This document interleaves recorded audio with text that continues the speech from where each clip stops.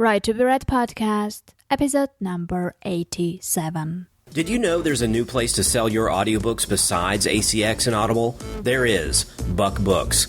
Authors, I know most of your audiobooks are sold exclusively through ACX, but on any new books you have, a one-day sales pit stop at Buck Books is a no-brainer. When your narrator finishes your audiobook, send us the files and we will feature it to tens of thousands of our active subscribers and growing for one day only. You get some great sales, and the very next day you can upload it exclusively to ACX. This is a great way to help offset the cost of production on a new audiobook and start building a strong relationship with the world's hottest free book promotion service, Buck Books. Not sure how to go about getting your book made into an audiobook or having trouble deciding if audiobook production is right for you?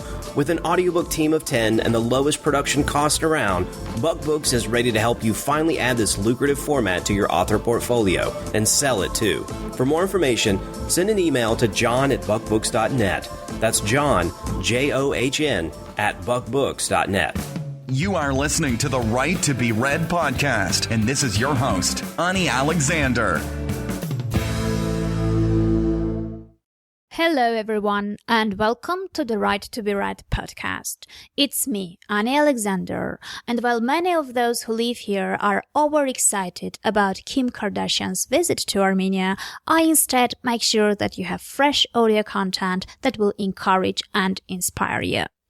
Today, it will be just me pouring out the thoughts that I decided to share with you.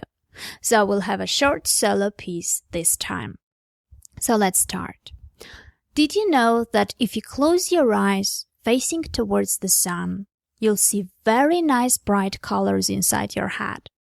The colors will be changing and vary from yellow to bright red with a bright orange and all the shades in between those. You will enjoy the aesthetically pleasant sensations. Well, I didn't know that either.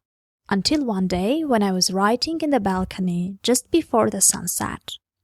When the sun came out and started kissing my face, I decided to take a moment, take a break, and concentrate on the nice sensations. So I took out the sunglasses and closed my eyes facing the sun. Why am I telling you this, you might wonder? And what does it have to do with writing? Well, while watching those nice colors, I realized how important the opportunities are. I thought that we never know what the opportunity will bring until we try something new. In the above-mentioned example, just one small and unusual act brought me to a completely new place, a place I had never been before. I think one should pay attention to different potential opportunities, and I truly believe in that.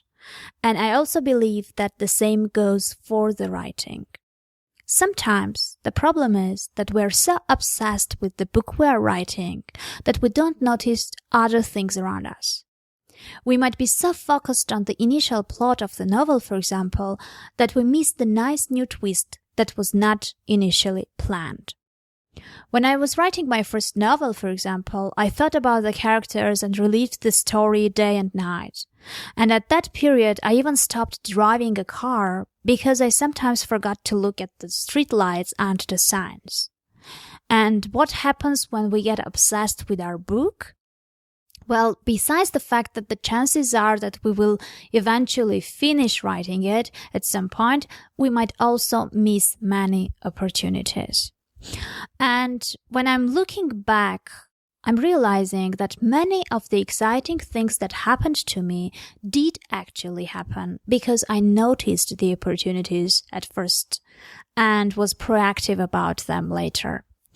I'll share just one simple example so you can see what I mean. Not many know this, but my short story called Stars was published by Paulo Coelho on his blog. And that was long before I had any substantial online presence or had published any of my writings. I simply read on Paulo's blog that he was looking for short stories and he will publish the ones he liked. Well, I have to be honest here. I'm not reading every single post he puts up on his blog, so it was partly a luck too that I saw it. But when I did see it, I saw an opportunity there. If I thought too long over whether to send the story to him or not, nothing would have happened. Well, maybe nothing would have happened even after I did send it. That was possible too. But I would never know if I did not try. So sometimes all you have to do is ignore the doubts, stop over-analyzing the situation, and simply act.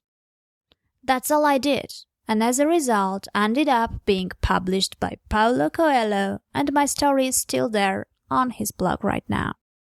Well, I guess what I wanted you to realize by everything I've said so far is that life is full of possibilities.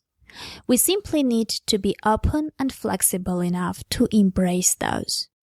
So, what I will encourage you to do is pay attention to the opportunities that come your way, and they may take you to a better place or change your life completely. Just go ahead, write your best book, overcome self-doubt, don't miss the opportunities that are around you, and believe that everything is possible. Have a great day, and I'll meet you in the next episode.